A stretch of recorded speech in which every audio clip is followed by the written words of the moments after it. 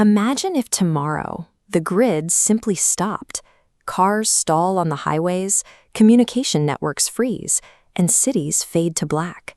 The trigger wouldn't be a conventional weapon or a sudden shortage of oil. It would be the failure of this tiny piece of engineered silicon. Silicon has become a primary driver of modern life. These microprocessors are the brains running artificial intelligence, electric vehicles, and advanced defense systems.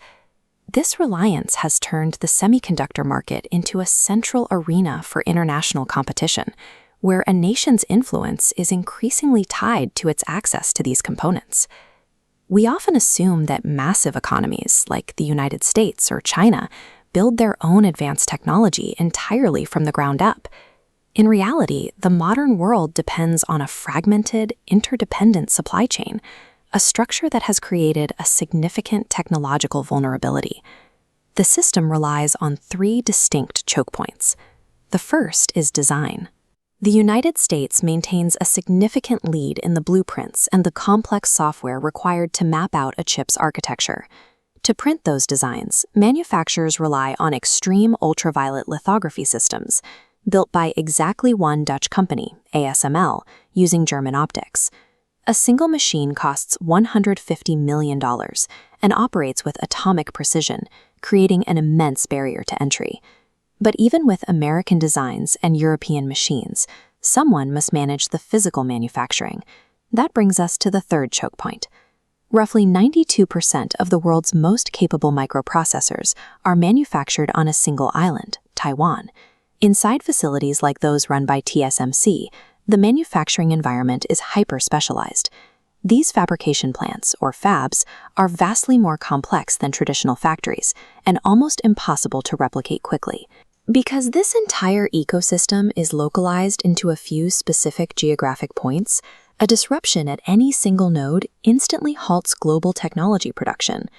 The United States is currently utilizing its control over design software and manufacturing equipment to place strict restrictions on advanced silicon exports to China.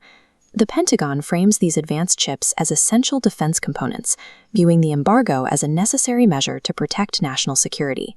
Beijing responded with a state-funded drive for domestic self-reliance, pouring billions into their primary manufacturer, SMIC, to build an independent silicon ecosystem. However, without access to ASML's advanced machines, Chinese manufacturers remain several years behind the latest technological standards, despite these heavy investments.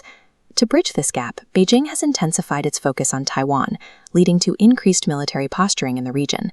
Taiwan currently exists behind a silicon shield. A conflict on the island would sever the world's technological lifeline, potentially leading to a global economic depression. If a clash occurs over these fabrication plants, the resulting damage to physical supply lines would immediately stall industries worldwide. This risk has triggered market instability, as global powers realize that relying on a centralized manufacturing monopoly is no longer sustainable. We are now seeing a great diversification. Governments and corporations are moving to build alternative hubs, relocating manufacturing away from the Taiwan bottleneck. This shift creates a massive capacity gap. There is currently a multi-billion-dollar demand for production lacking a secure, established location.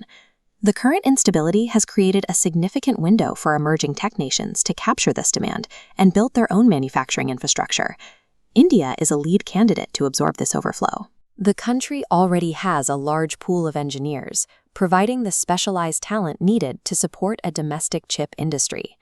To back this, the government is committing over $10 billion in incentives to establish local fabrication plants and attract global semiconductor firms. This geopolitical shift is serving as a direct catalyst for India to expand its domestic technology sector and secure a place in the new supply chain. As the world's technological infrastructure becomes increasingly tied to these manufacturing nodes, history is splitting between those who simply watch the shift and those who participate in it.